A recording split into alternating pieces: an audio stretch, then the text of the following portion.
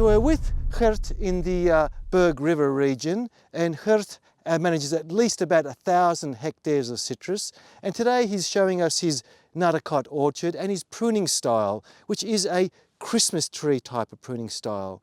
So we're going to have a bit of a look at this tree that Gert showed us before of the pruning style here. And it is, as I said, it is a Christmas tree pruning style where we've got two layers, a layer down the bottom and then a central leader up the top throughout the center of the tree, and then some growth up the top of the tree. And this is the style that we've been seeing in a number of other orchards. It's not used by all orchardists. Advanced orchardists in the region are using this type of style. So we're going to go now overview what Gert described to us. So the first thing is that Gert said is that, as I said, we have a central leader for the top part of the tree. So that is this this one right here that you can see. It's quite a strong one going straight up, but just one going straight up. And the aim there is the height of this thing is basically as high as you can harvest. So they put a ladder up here, the same picking ladder that they would use, and they would prune back the tree to the next side branch to keep the height down so where they can harvest. They do not want any higher than what the person can get. So I've got this upper layer here servicing that upper layer. You can see some beautiful fruit here. This fruit here is at least 85 mils already, and they harvest here in about August, September, well and truly finished by flowering in this region here. But there's some beautiful, very large fruit size in this upper branch. So the next thing is down this lower layer. So the aim is to have two layers. They've got the apex of the tree, then they've got the bottom layer, but they want gaps on the side. Again, a two layering system with a big gap in between. And Gert said that what they do is any branches that are coming up above the shoulder, they want to take away because they need to have sunlight coming through into this side canopy so they can activate these leaves to produce a crop, to feather out and produce the crop. If there's no gaps in the canopy, well then there's no light and there's no life in the tree, and the tree gets too far out. So you can see this very large gap that's here. So I'm standing right against now the butt against the tree, and I can easily get into the tree and to manage it.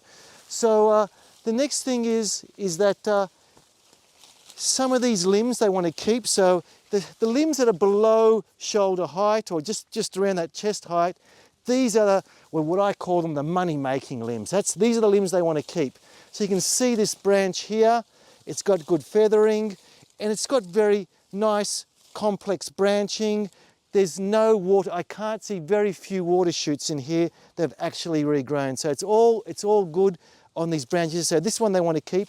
Now there used to be one here, and this is how they've actually pruned out, and you can see they've left a stub. So on limbs that they want to regrow, they'd like to regrow this section part here, they leave a stub so you can get this feathered growth out. And they want this feathered growth to grow because this is going to form the new limb and new branching structure.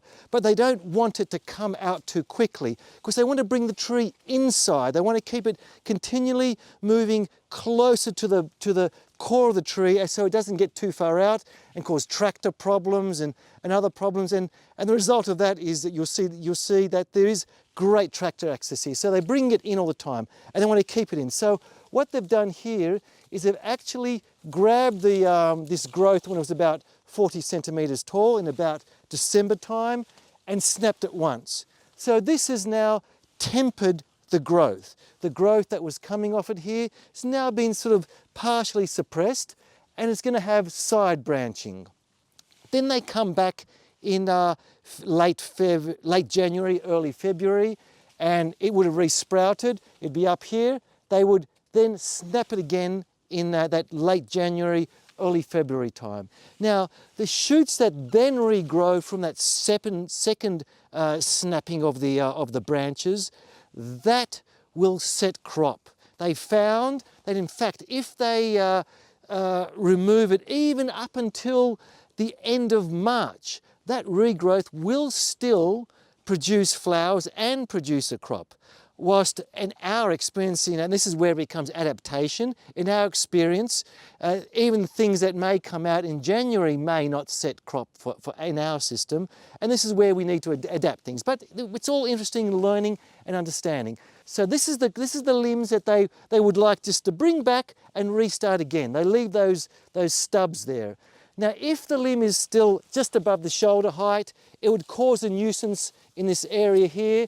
They would cut it clean against, for example, he might take away this branch, he would cut it clean against the butt because they don't want it to grow again. They're not going to manage it to regrow. They just want to completely stop it growing at all and to continually maintain that gap in the tree so they can maintain that layering in the tree.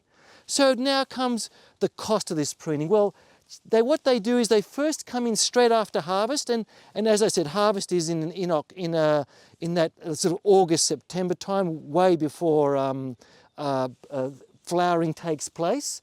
And they'll just have a person, one person, 1 hectare, just to come in and take out one of these limbs for this bringing back in the canopy and to rejuvenate this limb. Also, they might actually do this other side cutting where if there's a limb that's in the way that they don't actually want forever, they would also do that cut then.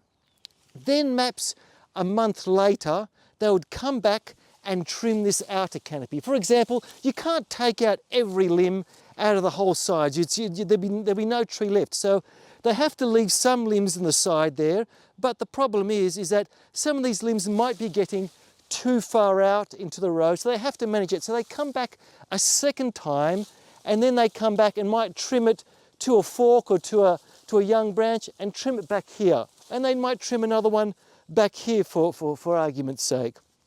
Then what happens is that, again, as much like the area in there will start to produce lots of shoots, this would also produce shoots.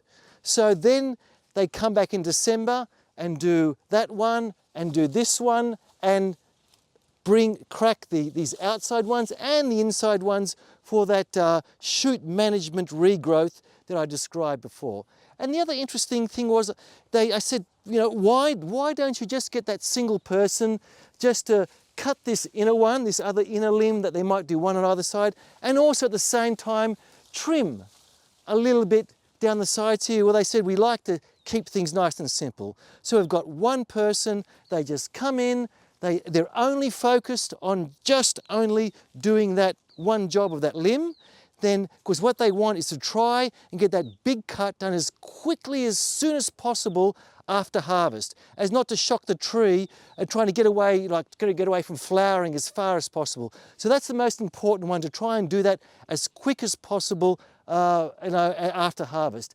These other lighter trimming cuts can be done later.